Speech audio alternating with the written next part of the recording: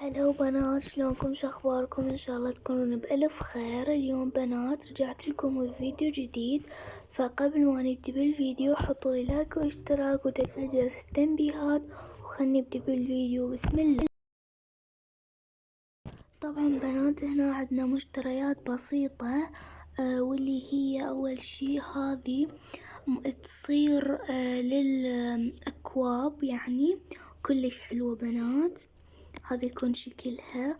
وعندنا هذا بنات الفضي، طبعا جبنا من عندها 4.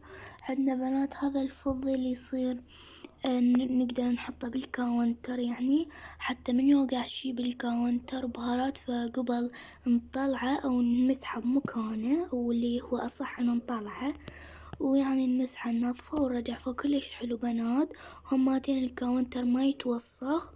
وهنا بنات عندنا تفريزات رمضان،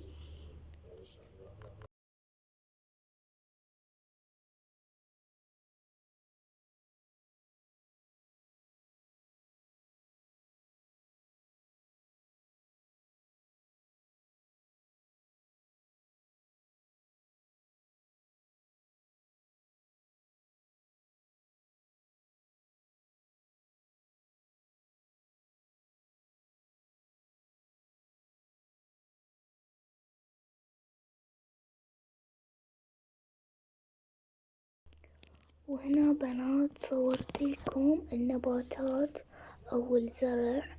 اول شي عندنا هذا السماد للنبتة،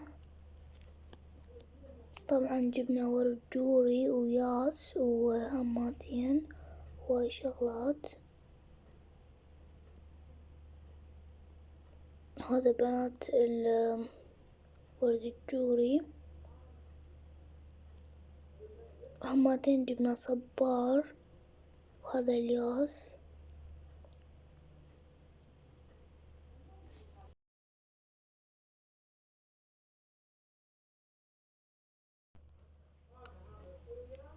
وهنا بنات عندنا هذه الصبارة صار لها هواي، عندنا صار لها تقريبا 3 سنوات.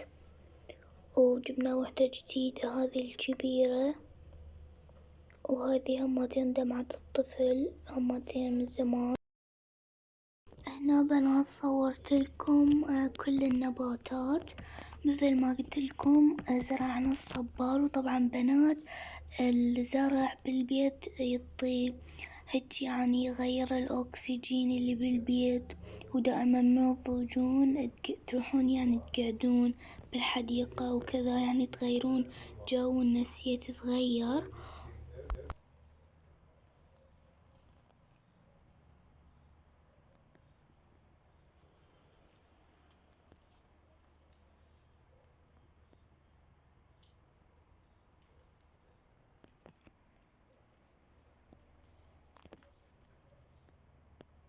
وبس بنات، وصلنا لنهاية الفيديو. إذا عجبكم الفيديو حطوا لايك واشتراك وتفعيل جرس التنبيهات، وأحبكم هواي. مع السلامة، وكتبوا لي شنو رأيكم بالفيديو.